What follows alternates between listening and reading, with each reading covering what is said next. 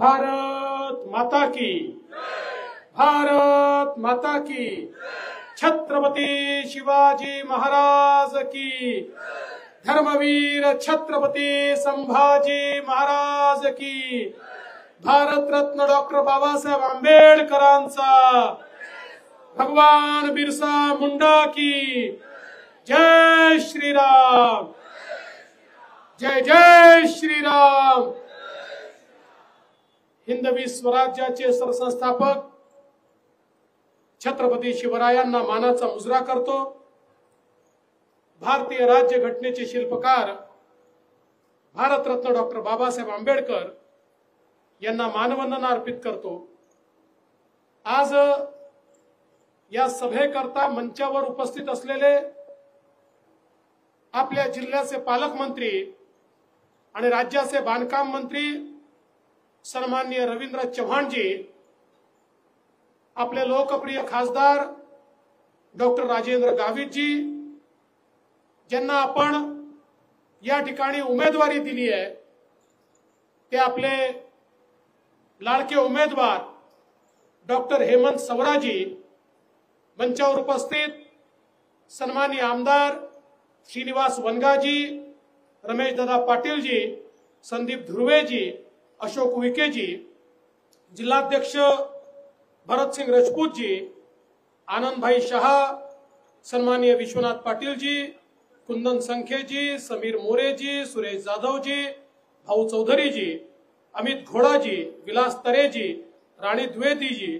अजय चौधरीजी, संतोष जनाटेजी, अशोक वडेजी, राजेश शहाजी, जगदीश राजपूतजी, पंकज कोरेजी, संदीप पावडेजी, मंचावरील सर्व मान्यवर आणि या ठिकाणी उपस्थित माझ्या सर्व माता भगिनी आणि बंधूंनो, मला आज अतिशय आनंद आहे की ज्यांनी या पालघर जिल्ह्यामध्ये भारतीय जनता पार्टी वाढवली, ते चिंतामणजी वनगा असतील किंवा विष्णू सवरा असतील, या दोघांचेही सुपुत्र आज या ठिकाणी मंचावर उपस्थित आहेत आणि त्यांचंच कार्य पुढे चालवण्याचं काम करतायत आणि म्हणून मी त्याबद्दल खूप या ठिकाणी समाधान व्यक्त करतो। बंधू भगिनींनो, 20 तारखेची निवडणूक ही साधी निवडणूक नाहीये। हे काही ग्रामपंचायत, जिल्हा परिषद, नगरपालिका, विधानसभा याची निवडणूक नाहीये। देशाच्या लोकसभेची ही निवडणूक आहे। देशाचा नेता निवडायचा आहे, त्याची ही निवडणूक आहे। हा देश पुढच्या काळामध्ये कोणाच्या हातात द्यायचा, कोण देशाला सुरक्षित ठेवू शकेल, कोण देशाला विकसित करू शकेल, जनसामान्यांच्या आशा आकांक्षा आणि अपेक्षा कोण पूर्ण करू शकेल, याचा फैसला करणारी खऱ्या अर्थानं ही निवडणूक आहे। आणि या निवडणुकीमध्ये आता 2 गट तयार झाले आहेत। महाभारताच्या युद्धामध्ये ज्या प्रकारे 2 सेना एकमेकांसमोर होत्या, एकीकडे पांडवांची सेना होती, एकीकडे कौरवांची सेना होती। पांडवांच्या सेनेच्या पाठीशी देखील मोठ्या प्रमाणात त्या ठिकाणी राजे होते, कौरवांच्या सेनेच्या पाठीशी देखील मोठ्या प्रमाणात वेगवेगळे राजदरबार त्या ठिकाणी होते। अशाच प्रकारची अवस्था आहे। आज या ठिकाणी जर आपण बघितलं तर आपल्या देशामध्ये एकीकडे विश्वगौरव असलेले, विकास पुरुष असलेले आपले नेते माननीय नरेंद्र मोदीजी आहेत आणि मोदीजींच्या सोबत एकनाथराव शिंदेजींची शिवसेना आहे। मोदीजींच्या सोबत या राज्यामध्ये अजितदादांची राष्ट्रवादी काँग्रेस आहे। या ठिकाणी आपल्या राज ठाकरेंची मनसे आहे, आठवले साहेबांची रिपाई आहे, पिरिपा आहे, जनसुराज्य आहे, रयत क्रांती आहे। एक मोठी या ठिकाणी पांडवांची फळी ही आपण तयार केली आहे मोदीजींच्या नेतृत्वात। दुसरीकडे कोण आहे? दुसरीकडे राहुल गांधी आहे। आणि राहुल गांधींच्या नेतृत्वामध्ये 24 का 35 मला माहित नाही किती पक्षांची एक खिचडी आहे। बंधू भगिनींनो, ही जी खिचडी तयार झाली आहे, यांना मी एकच सवाल विचारला, मला सांगा आमचं सरकार येणार, आमचा प्रधानमंत्री ठरलेला आहे, मोदीजी आमचे प्रधानमंत्री आहेत, तुमचे प्रधानमंत्री कोण आहेत सांगा? सांगू शकत नाही। मग शेवटी आमच्या पत्रकारांनी वारंवार प्रश्न विचारल्यानंतर सकाळी 9 वाजता एक पोपटलाल टीव्हीवर रोज दिसतात, ते पोपटलाल म्हणाले आमच्याकडे खूप आहेत, आम्ही 5 वर्षात 5 प्रधानमंत्री बनवून टाकू। मी म्हटलं ठीक आहे, 5 वर्षात 5 बनवाल, पण पहिला कसा निवडाल? मग माझ्या लक्षात आलं काय करणार आहे, एक खुर्ची लावणार आहे। लहानपणी आपण संगीत खुर्चीचा खेळ खेळायचो, तशी एक खुर्ची लागेल, त्याच्या अवतीभोवती सगळे पक्ष फिरतील, संगीत बंद झालं की जो पहिला बसला तो पहिला प्रधानमंत्री, जो दुसरा बसला तो दुसरा प्रधानमंत्री। अरे या वेड्यांना सांगा, हा घंटा खुर्चीचा खेळ नाही आहे, या देशाचा प्रधानमंत्री निवडायचा आहे। तुमची खासगी मालमत्ता नाही आहे, तुमचा उद्योग नाही आहे, तुमचा कारखाना नाही आहे, तुमच्या घरचा प्रमुख नाही आहे, या देशाचा प्रधानमंत्री निवडण्याकरता ही निवडणूक आहे। पण बंधू भगिनींनो, यांना नेताही नाही, यांना नीतीही नाही आणि यांची नियतही नाही, अशा प्रकारची आघाडी या देशामध्ये तयार झालेली आपण पाहतोय। आपल्या मोदीजींची आघाडी, आपली महायुती ही विकासाची ट्रेन आहे, विकासाची ट्रेन। या ट्रेनला मोदीजींचं भक्कम इंजिन आहे, त्या इंजिन सोबत वेगवेगळ्या पक्षांचे डबे लागलेत आणि या डब्यांमध्ये दीन दलित गोर गरीब आदिवासी शेतकरी शेतमजूर महिला अल्पसंख्याक भटके विमुक्त ओबीसी सगळ्यांना बसण्याकरता जागा आहे। सगळ्यांना बसून मोदीजींची विकासाची ट्रेन सबका साथ सबका विकास म्हणत त्या ठिकाणी पुढे जाते। दुसरीकडे अवस्था काय, तिकडे इंजिनच आहे, तिथे डब्बे नाहीच आहे। हे मनसेचं इंजिन आहे ते आपल्या सोबत आहे, पण तिकडे डब्बे नाहीच आहे। तिकडे राहुल गांधी म्हणतात मी इंजिन आहे, उद्धव ठाकरे म्हणतात मी इंजिन आहे, शरद पवार म्हणतात मी इंजिन आहे, लालूचा पोरगा म्हणतो मी इंजिन आहे, मुलायम सिंगाचा पोरगा म्हणतो मी इंजिन आहे, स्टॅलिन म्हणतो मी इंजिन आहे, ममता दिदी म्हणते मी इंजिन आहे। तिथे डब्बे नाहीच आहे आणि यांच्या इंजिनची अवस्था काय आपल्याला माहिती आहे। डब्यात बसायला जागा असते, इंजिन मध्ये सामान्य माणूस बसू शकतो का? सांगा, बसू शकतो का? इंजिन मध्ये ड्रायव्हर बसतो। आता राहुल गांधींच्या इंजिन मध्ये तुमच्याकरता जागा नाहीये, राहुल गांधींच्या इंजिन मध्ये जागा ही फक्त सोनियाजी आणि प्रियंकाजींकरता आहे। उद्धव ठाकरेंच्या इंजिन मध्ये फक्त आदित्य ठाकरेंकरता जागा आहे आणि शरद पवारांच्या इंजिन मध्ये फक्त सुप्रिया सुळेंकरता जागा आहे।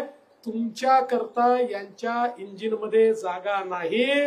बंधू भगिनींनो, ज्या क्षणी तुम्ही कमळाची बटन दाबाल त्या क्षणी आमचे हेमंत सौरा हे या मतदारसंघाची पालघरची बोगी घेऊन थेट मोदींच्या इंजिनला लावतील आणि मग पालघरला कोणी थांबवू शकणार नाही। मला कोणीतरी सांगितलं वसईहून शिट्टी पण येते।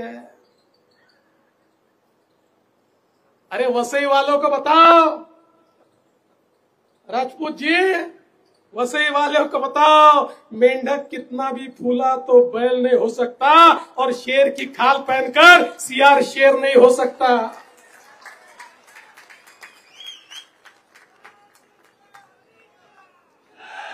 मेरी बात पहुंचा दो उन तक, उनको वसई में निपट लेंगे, डहानू तक पहुंचने नहीं देंगे।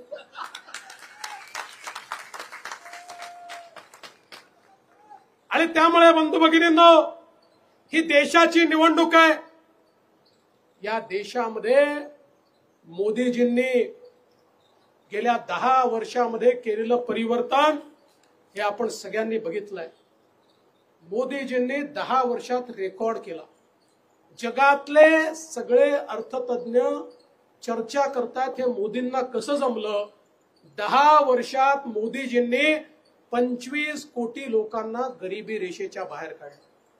10 वर्षामध्ये 20 कोटी लोक जे कच्च्या घरात आणि झोपडीत राहायचे, मोदीजींनी त्यांना पक्क घर दिलं। 10 वर्षामध्ये 50 कोटी लोकांच्या घरी गॅस गेला। 10 वर्षात 55 कोटी लोकांच्या घरी शौचालय झालं। 10 वर्षामध्ये 60 कोटी लोकांना त्यांच्या घरी शुद्ध नळाचं पाणी मिळालं। 10 वर्षामध्ये 80 कोटी लोकांना मोदीजी दररोज 2 वेळचं रेशन मोफत देतात आणि मोदीजींनी सांगितलंय पुढचे 5 वर्ष हे 2 वेळचं रेशन मोफत मिळणार आहे। आपल्या महाराष्ट्रातील 7 कोटी लोकांना मोफत रेशन मोदीजी या ठिकाणी देतात। 10 वर्षामध्ये मोदीजींनी 65 कोटी युवांना 10 लाखापर्यंतचं मुद्राचं लोन दिलं, बिना तारण आणि बिना गॅरंटरचं लोन मिळालं।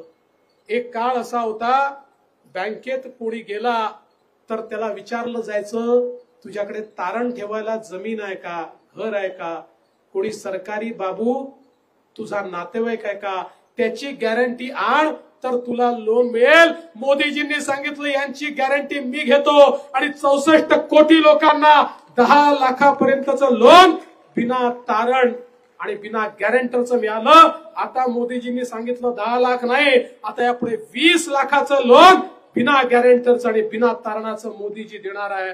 आणि त्यात महत्वाचं काय माहितीये, माझ्या माता भगिनी बसल्यात, यात 50% जास्त आमच्या माता भगिनी आहेत ज्यांना लोन देऊन मोदीजींनी स्वतःच्या पायावर उभं केलंय।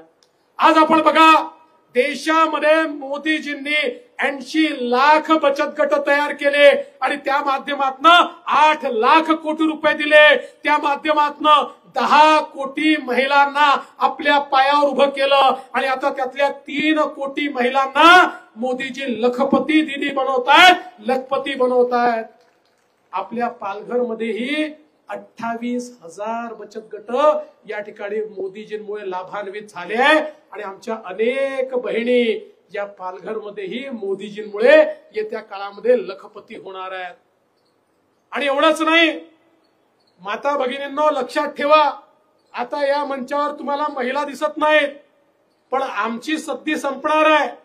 2026 नंतर अर्धा मंच महिलांना द्यावा लागणार आहे, कारण मोदीजींनी सांगितलं 2026 नंतर प्रत्येक निवडणुकीमध्ये त्या ठिकाणी 33% महिला आमदार होणार आणि 33% महिला खासदार होणार।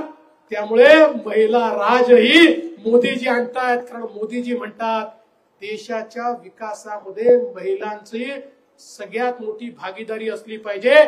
कारण जेव्हा एक पुरुष आपल्या पायावर उभा राहतो तर केवळ पुरुष पायावर उभा राहतो, पण जेव्हा एक महिला पायावर उभी राहते तेव्हा संपूर्ण परिवार पायावर उभा राहतो। आणि म्हणून मोदीजींनी महिलांकरता विशेष या ठिकाणी योजना आणल्या। आज आपण पाहू शकतो, आमच्या 12 बलुतेदारांचा विचार यापूर्वी कधीच कोणी केला नव्हता। गावगाड्यामध्ये आमचे सोनार असतील, लोहार असतील, सुतार असतील, शिंपी असतील, आमचे केश कर्तन करणारे या ठिकाणी नावी बंधू असतील, आमचे 12 बलुतेदार आणि आमचे शिल्पी असतील, पारंपरिक व्यावसायिक असतील, मूर्त्या बनवणारे असतील, अशा सगळ्या लोकांचा विचार यापूर्वी कुठल्याही प्रधानमंत्र्यांनी केला नव्हता। मोदीजी पहिले प्रधानमंत्री आहेत की ज्यांनी विश्वकर्मा नावाची योजना आणली। 14,000 कोटी रुपये हे या ठिकाणी या 12 बलुतेदारांना आणि पारंपरिक व्यावसायिकांना दिले आणि सांगितलं यांना प्रशिक्षण द्या, आधुनिक यंत्रसामुग्री द्या, यांना नवीन प्रकारच्या पद्धती शिकवा आणि त्यासोबत वित्तीय सहायता द्या। या लोकांमध्ये ही ताकद आहे की यांचा व्यवसाय आज लोकल आहे, यांचा व्यवसाय ग्लोबल करू शकतील आणि येणाऱ्या पिढ्यांना चांगला व्यवसाय देऊन त्यांनाही हे समृद्ध करू शकतील। अशा प्रकारे आमच्या 12 बलुतेदारांचा, आमच्या मायक्रो ओबीसीचा विचार हा पहिल्यांदा या देशामध्ये मोदीजींनी केला। आमच्या अनुसूचित जातीच्या तरुणांना स्टँड अप सारखी योजना आणून या देशामध्ये लाखो अनुसूचित जातीच्या मुलांना उद्योजक करण्याचं काम हे मोदीजींनी केलं। आणि त्यासोबत आमच्या आदिवासी समाजाकरता जनमन सारखी योजना आणली।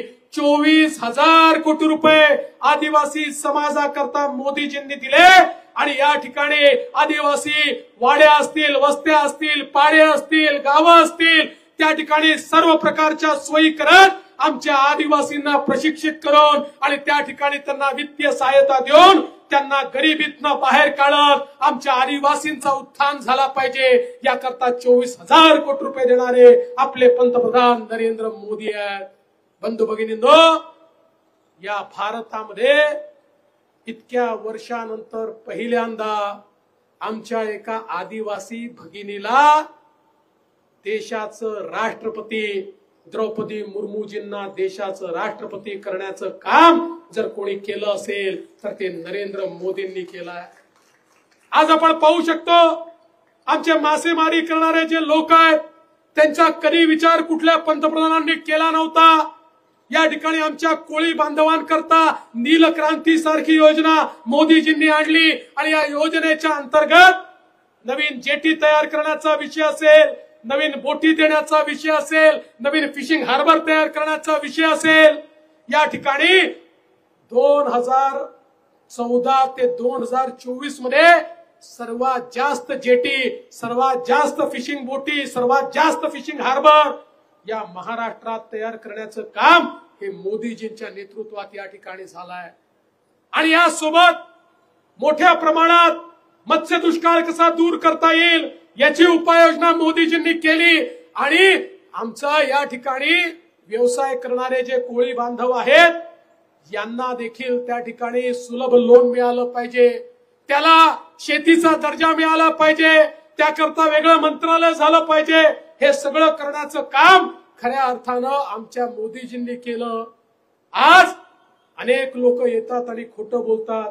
कोणी म्हणतं या ठिकाणी मासेमारी करणाऱ्यांचे गावच उठवणार आहे, कोणी म्हणतं मासेमारीवर बंदीच येणार आहे. अरे जोपर्यंत नरेंद्र मोदी जे आहेत आमचे पारंपरिक मासेमारी करणारे कोळी बांधव असतील, इतर बांधव असतील, इनका बाल भी कोई बाका नहीं कर सकता. त्यांचा व्यवसाय वाढवण्याचं काम आणि एवढंच नाही तर त्या ठिकाणी त्यांना खऱ्या अर्थानं मालकी देण्याचं काम, त्यांना पट्टे देण्याचं काम, त्याच ठिकाणी त्यांना वसवण्याचं काम हे मोदीजींच्या माध्यमातून आज होत आहे.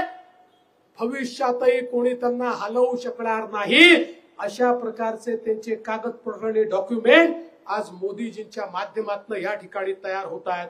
आणि म्हणून बंधू भगिनींनो, मोठ्या प्रमाणात समाजातल्या प्रत्येक घटकाला फायदा देण्याचं काम मोदीजींच्या माध्यमातून या ठिकाणी झालं. आज आपण पाहू शकतो आमचे जे सिनियर सिटीजन असतील, एकीकडे 5 लाखापर्यंतचा इलाज तर मोफत केलाच, पण आमच्या 70 वर्षाच्या वरच्या लोकांना कुठली अट न ठेवता त्या ठिकाणी मोदीजींनी आता सगळ्या प्रकारचे उपचार मोफत केले आहेत. त्यांना कोणाला डायबिटीसच्या गोळ्या लागतात, कोणाला हायपरटेन्शनच्या गोळ्या लागतात, कोणाला सातत्याने मेडिकेशन लागतं, कोणाला इंजेक्शन लागतं, कोणाला ऑपरेशन लागतं. आता या सगळ्या गोष्टी मोदीजी मोफत देणार आहे. एक पैसा त्यांचा खर्च करण्याची आवश्यकता या ठिकाणी पडणार नाही. आयुष्यमान भारत योजनेच्या अंतर्गत आता जे आभा कार्ड आपल्याला मिळत आहे, आतापर्यंत आपलं कार्ड हे फक्त महाराष्ट्रात चालायचं. आता मोदीजींनी वन नेशन वन कार्ड केलेलं आहे. आता जे आभा कार्ड आपल्याला मिळत आहे, गुजरातमध्ये जा का मध्य प्रदेशमध्ये जा का दिल्लीला जा, कुठल्याही हॉस्पिटलमध्ये मोदीजींची गॅरंटी, मोदीजींचं कार्ड चालणार आहे. हे मोदीजींनी या ठिकाणी करून दाखवलं आहे. बंधू भगिनींनो, एवढंच नाही तर आज आपण पाहू शकतो या ठिकाणी मोठ्या प्रमाणात सामान्य माणसाला दिलासा देण्याचं काम मोदीजी करतायत. आता प्रधानमंत्री सूर्यघर योजना मोदीजींनी आणली आणि या योजनेच्या अंतर्गत या ठिकाणी 1 कोटी लोकांनी ऑलरेडी फायदा घेतलाय. या योजनेच्या अंतर्गत प्रत्येकाच्या घरावर केंद्र सरकार सोलर पॅनल त्या ठिकाणी लावणार आहे आणि त्या सोलर पॅनलच्या माध्यमातून 300 युनिट पर्यंतची वीज ही मोफत मिळणार आहे आणि उरलेली वीज ही सरकारला विकता येणार आहे. म्हणजे त्या ठिकाणी मोफत वीज तर मिळणारच आहे, पण सामान्य माणसाला त्या ठिकाणी खऱ्या अर्थानं मोठ्या प्रमाणात फायदा होणार आहे. बंधू भगिनींनो, हा देश बदलण्याचं काम मोदीजी करतायत. मगाशी भरत सांगत होता आपल्या इथले अनेक प्रश्न त्यांनी ठेवले, विशेषतः DCRचा प्रश्न या ठिकाणी ठेवला. मला सांगितलं पाहिजे की या ठिकाणी खऱ्या अर्थानं जो काही आपला किनारपट्टीचा आराखडा होता अनेक वर्षापासून तो तयार होत नव्हता, म्हणून या ठिकाणी हा DCR तुमच्याकडे लागू होऊ शकत नव्हता. आता आपण मागच्या काळात मी जेव्हा मुख्यमंत्री होतो सगळ्या किनारपट्टीचे नवीन आराखडे, CRZचे नवीन CZMP मॅप्स आपण तयार केले. आता जवळजवळ कोकणातले सगळे मॅप्स हे मंजूर होऊन येत आहेत आणि हे मंजूर होऊन आल्यानंतर आपल्याला नवीन DCPR या डहाणू मध्ये देखील लागू होणार आहे आणि बाकी ठिकाणी देखील लागू होणार आहे. आमचा प्रयत्न एवढाच आहे की कुठल्याही परिस्थितीमध्ये या डहाणूचं नैसर्गिक जी देण आहे, जे नैसर्गिक सौंदर्य आहे, हे कुठेही कॉम्प्रोमाइज करायचं नाही. त्याच्यावर घाला न घालता या ठिकाणी विकास झाला पाहिजे आणि तशाच प्रकारचा विकास हा आपण या निमित्ताने या ठिकाणी करतोय. आणि म्हणून बंधू भगिनींनो, मी आपल्याला एवढीच विनंती करण्याकरता आलो आहे. आठवा तो काळ कोविडचा, ज्या काळामध्ये आपण आपल्या घरच्यांसोबत, नातेवाईकांसोबत देखील बोलू शकत नव्हतो, त्या ठिकाणी मौत मिट्टीलाही जाऊ शकत नव्हतो. अशा काळामध्ये या देशाचे प्रधानमंत्री नरेंद्र मोदीजींनी या ठिकाणी कोविडची लस याच देशात तयार करून घेतली. जगामध्ये केवळ 4 देशांकडे लस होती, पण 5वा देश माझा भारत देश झाला आणि प्रत्येक नागरिकाला 2 वेळा लस मिळाली. आज आपण जिवंत आहोत, ते मोदीजींनी ही लस दिली, यामुळे आपण जिवंत आहोत. हे साधी निवडणूक नाही आहे, ही गल्लीची निवडणूक नाही, ही दिल्लीची निवडणूक आहे. या निवडणुकीमध्ये देशाला सुरक्षित ठेवणारा प्रधानमंत्री हवा आहे. आणि या देशामध्ये रोज बॉम्बस्फोट व्हायचे, आमचे प्रधानमंत्री हतबल होते, पण मोदीजी प्रधानमंत्री झाल्यानंतर या ठिकाणी उरी आणि पुलवामामध्ये आमच्या जवानांना शहीद केलं. हा नवीन भारत होता, हा मोदींचा भारत होता. पाकिस्तानमध्ये घुसून त्या ठिकाणी आतंकवाद्यांना मारण्याचं काम हे मोदीजींनी केलं. 2019 नंतर या भारतामध्ये बॉम्बस्फोट करण्याची पाकिस्तानच्या बापाची देखील हिंमत झाली नाही. या व्यक्तीचं नाव नरेंद्र मोदी आहे. आणि म्हणून या निवडणुकीच्या माध्यमातून मी एवढीच विनंती करण्याकरता आलो आहे, या निवडणुकीमध्ये हेमंत सवरा यांच्यासारखा एक शिकला सवरलेला त्या ठिकाणी आपण उमेदवार दिलेला आहे. डॉक्टर गावित साहेबांनी देखील चांगलं काम केलं आहे.